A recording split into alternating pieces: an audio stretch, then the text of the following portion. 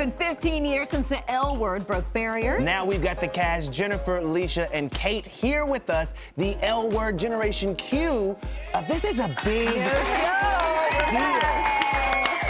How does it feel to be back? We ask this question all the time, but did it feel like it was one of those moments where it was like, okay, we got the rust off, we're going, or did it take a little bit to get back in the rhythm? It was like a homecoming in some ways. Yeah, it took 10 years to get it to go. But I also think it took like getting through the first scene of the first episode together, where we were able to, you know, dust each other off and say, okay, all right. We were all kind of doing our shtick, like she does the Shane thing, you know. Yeah. I don't know. We all have a thing, you know. No, what was it? She does the Alice thing, which is like, you know.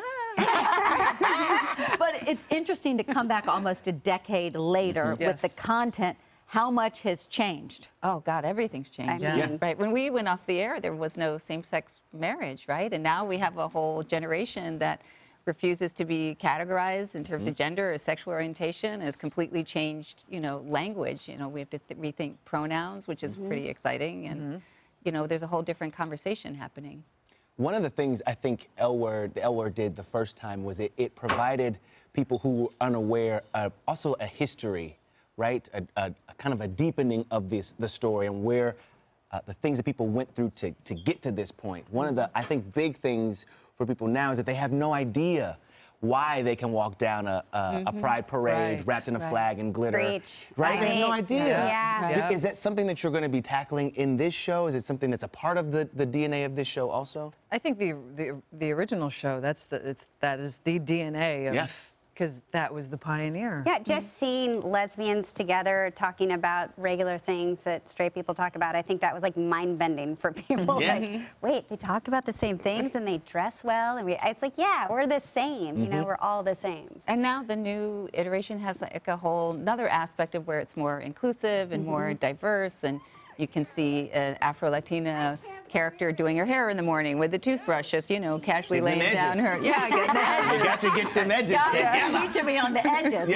I'm not talking about your hair would really come all the way down here. It was a whole thing I learned. Oh yeah, I got a swoop to the side. You're not careful. Yeah, he's got a toothbrush in his back pocket. How would you describe the show? Because a friend of ours was at the premiere and just said it is incredible, because we're missing the main thing. It is a fun show. Yeah, a very it's really specific joyful description we can't repeat on TV. Yes, but how would y'all describe it? But it was flattering. Oh, good. It is fun. It's light. It's entertaining. It's aspirational too. Yeah. A fun romp. But it's a fun. I think a fun romp is a good description. And we got to shoot the show in Los Angeles this time, like before we shot in Vancouver, so we were always hiding like the snow-capped mountains and the pine trees. But now you get to see the landscape of Los Angeles, and it's just, it feels different and the city fresh. is part of the we can show. actually utilizing those locations that we faked so long ago. I feel like the way the show ended the first time, people weren't happy. There were some people who were like, whoa, why is this where we had to go? Right. We weren't so happy either. Right? Frankly, And the creator didn't like it. She was like, No, like, you know, looking back, to her credit, she owned it and said, I wouldn't do it again.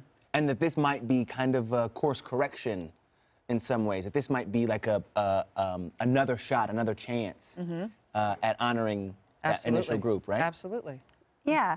How would you? I don't think it's a course correction, because I don't necessarily look back and say we did things incorrectly. Yeah. I think it was the first time for a lot of things, and we're really proud of what it was. I think this is just tackling new issues. Yeah. Yeah, and we have a new showrunner who's writing to her passions, and, you know, so we get to explore new territory. And the new generation that's a part of it. Yeah. How fun is that to work with them, to tell their stories? Again, how y'all paved the way and how they identify with things. It seems a little easier. Everything's easier. Well, what's interesting is that a lot of them watched the original show, and so now they get to be part of this legacy, or these sets of stories, and then they're inspiring other people. It's really exciting to watch.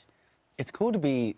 And this is going to sound ridiculous, I know, but I love when you it's just like, what a time to be alive. Right. I know that there's a lot of darkness out there, there's a lot of hate out there, but there is still such bright light. Yes. To be a part of something that is affecting is a really, really cool thing. Yeah, which y'all are doing. Well, we're so excited. We're dialing into the wild romp. It's great to see all of you, and welcome back. Yeah. We're excited. Check out the L Word Generation Q on Showtime starting December 8th.